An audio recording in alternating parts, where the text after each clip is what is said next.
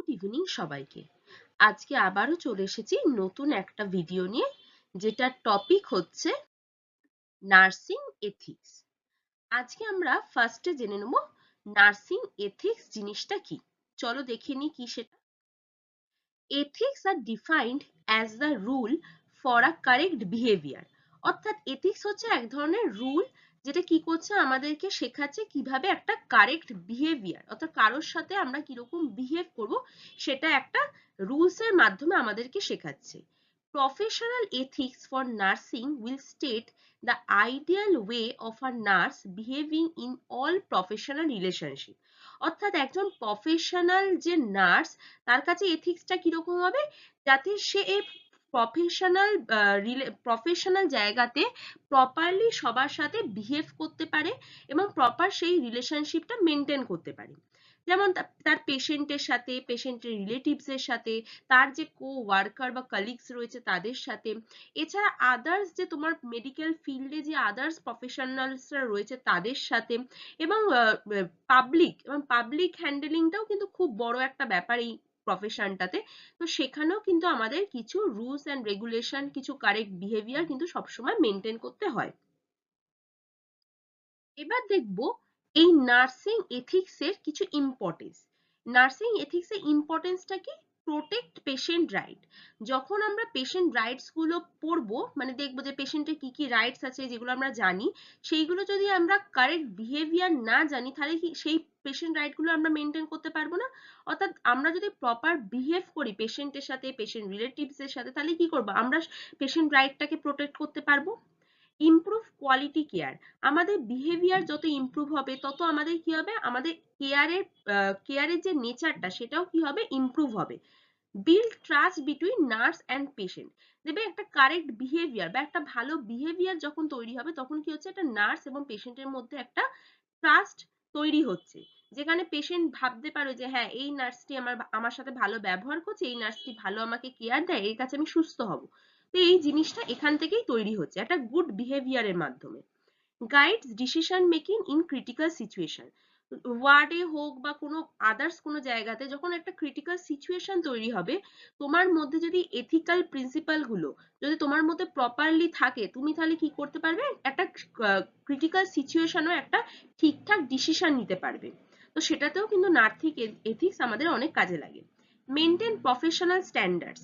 অর্থাৎ তুমি সেই প্রফেশনাল এরিয়াতে সবার সাথে প্রফেশনালিজমটা ঠিকমতো মেনটেন করছো কিনা, সেটা কিন্তু এই নার্সিং এথিক্স যদি আমরা জেনে থাকি, তাহলে সেই এথিক্স এর মাধ্যমে কিন্তু আমরা সেইগুলো ফুলফিল করতে পারবো বা সেই প্রফেশনালিজমটাকে মেনটেন করতে পারবো। যদি এক কথায় বলি, যদি নার্সিং এথিক্স কি বা নার্সিং এথিক্স আমাদের কিসে হেল্প করে, to decide what is right or what is wrong. অর্থাৎ কোনটা ঠিক অথবা কোনটা ভুল, সেটা ডিসাইড করতে আমাদের নার্সিং এথিক্সটা অনেকটা কাজে লাগে। এবার আমরা জেনে নেব এই নার্সিং এথিক্স এর কতগুলো principal. Principal of nursing ethics. Autonomy, respecting the patient right to make their own decision. এই অটোনমি কথাটার মধ্যে আমরা কি বলতে, অটো অর্থাৎ নিজস্ব, অর্থাৎ নিজস্ব বলতে এখানে পেশেন্টের, অর্থাৎ পেশেন্টের কোনো ডিসিশনকে রেসপেক্ট দেওয়া। এই নার্সিং এথিক্সে একটা খুব ইম্পর্টেন্ট একটা টপিক হচ্ছে এই অটোনমি। অর্থাৎ কি বলছে, ধরো কোনো পেশেন্টের ওটি হবে, তো সেই ওটি সম্পর্কে পেশেন্টকে জানানো যে আপনার কি ওটি হবে, সেটা কিভাবে কি হচ্ছে, সেটা তুমিও জানাবে, ডক্টরও জানাবে। তোমার যেটুকুনি পার্ট জানানোর দরকার পেশেন্টকে কমিউনিকেট করা, সেটা তুমি করবে। বা যে কোনো প্রসিডিওর ডক্টর হয়তো বলেছেন সেটা করাতে হবে, সেক্ষেত্রেও পেশেন্টের থেকে সেই কনসেন্টটা নেওয়া, যে হ্যাঁ, আপনার এরকম ডক্টর বলেছে, এটার এরকম খরচ রয়েছে, আপনি কি এখান থেকে করাতে চান না বাইরে থেকে করাতে চান, সেইগুলো কনসেন্ট নেওয়া বা সেগুলো তার সাথে কমিউনিকেট করা, তার ডিসিশনটাকেও মর্যাদা দেওয়া। এইটাই যে আমরা জিজ্ঞাসা করছি, তার মানে কি, আমরা পেশেন্টের মতামতটাকে একটা প্রায়োরিটি দিচ্ছি। তো সেইটা সবসময় মেনটেন করতে হবে, অর্থাৎ respecting the patient right to make their own decision. এটাই হচ্ছে অটোনমি। নেক্সট চলো দেখি কি আছে। নেক্সট হচ্ছে বেনিফিশিয়েন্স।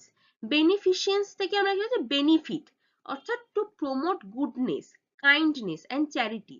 অর্থাৎ পেশেন্টের সবসময়, পেশেন্ট বা পেশেন্ট লাইক অন্য কেউ সবসময় কি হবে, গুডনেস, অর্থাৎ তার ভালোটা চাইবো, তার কোথায় ভালো হবে সেইগুলো আমরা সবসময় নজর রাখবো। To abstain from injuring others and to help others by removing harm, risk of harm। অর্থাৎ আমরা কি করব, যে কোনো তার যদি কোনো কাজে মানে কোনো এমন হয়তো সে করছে যাতে তার ইনজুরি হতে পারে, সেইগুলো থেকে আমরা বিরত থাকবো। এবং যদি দেখি যে এই জিনিসটাতে বা এই কোনো কিছুতে তার ক্ষতি হতে পারে, সেই জিনিসটা থেকে তাকে দূরে রাখবো। এইভাবে কি করব, আমরা তার গুডনেসটাকে প্রমোট করবো, অর্থাৎ তার ভালো যাতে হয় সেটা আমরা সবসময় চাইবো। নেক্সট প্রিন্সিপাল কি? নেক্সট প্রিন্সিপাল হচ্ছে ম্যাল এফিসিয়েন্স। ম্যাল এফিসিয়েন্স কথাটার মানে কি, ডু নো হার্ম, অর্থাৎ আমরা কোনো রকম ক্ষতি করব না। বেনিফিশিয়েন্সে কি ছিল, যে আমরা সবসময় ভালোটা করব। আর নন মেল এফিসিয়েন্স মানে কি বলছে, ডু নো হার্ম, আমরা কোনো রকম ক্ষতি করব না, মানে অ্যাভয়েড করব যে কোনো কজ যেটা তার ইনজুরি করতে পারে বা তাকে আরো হসপিটাল স্টে বাড়িয়ে দিতে পারে, সেরকম কোনো কাজ কিন্তু করব না। নেক্সট প্রিন্সিপাল চলো কি দেখে নি। নেক্সট হচ্ছে justice, treating all patient equally and fairly, অর্থাৎ প্রত্যেকটা পেশেন্টকে আমাকে সমান চোখে সমান শ্রদ্ধা দিয়ে কিন্তু কেয়ারটা দিতে হবে। অর্থাৎ সেখানে আমরা তার কোনো কাস্ট বা কোনো রিলিজিয়ান, তার সে কি জেন্ডার বা তার ইকোনমিক্যাল স্টেটাস কি, সেইটা দেখে কিন্তু আমরা তাকে বিচার করব না। একজন পেশেন্ট সে তার কাস্ট যাই হোক না কেন, রিলিজিয়ান যাই হোক না কেন, আমরা সবাইকে সমানভাবে কেয়ারটা দেব। নেক্সট চলো দেখে নি কি আছে। নেক্সট ভেরাসিটি, অর্থাৎ প্রিন্সিপাল অফ ট্রুথ টেলিং। সবসময় মনে রাখতে, আমরা এমন অনেক সিচুয়েশনের মধ্যে দিয়ে নার্সরা গিয়ে থাকি যেখানে পেশেন্ট বারবার জিজ্ঞাসা করছে যে ম্যাডাম এটা করলে ঠিক হয়ে যাব কিনা, ওটা করলে ঠিক হয়ে যাবে, কিন্তু আমরা জানি সে প্রচন্ড ক্রিটিক্যাল ইল পেশেন্ট হয়তো, কিন্তু তাও তার মধ্যে সেই ইচ্ছা শক্তি বা সেইগুলো রয়েছে। তো সেইটা মাথায় রেখে যে তাকে মিথ্যে কথা বলে দেবো যে হ্যাঁ আপনি এই ওষুধটা খেয়েছেন আপনি একদম সুস্থ হয়ে যাবেন, এটা এমন তো নয়, একদিনে কোনো পেশেন্ট সুস্থ হয়ে ওঠে না। তো তাকে আমরা সেই ভরসাটা, ট্রুথ কথাটা বলতে হবে, সত্য কথাটা বলতে হবে তাদেরকে, যে হ্যাঁ এই ওষুধটা আপনি একদিন খেয়েছেন, রেগুলারলি যখন আপনি খাবেন তখন আপনার আরো শরীর ভালো, মানে শরীর আরো ঠিক হয়ে যাবে। তো এই যে সত্য কথা বলাটা, এটা কিন্তু সবসময় মেনটেন করতে হবে। তাকে আমরা কোনো রকম মিথ্যে আশা বা মিথ্যে কথা বলে কিন্তু ভরসা দেব না। To develop a trust between providers and patient, truthful interaction and meaningful communication must occur।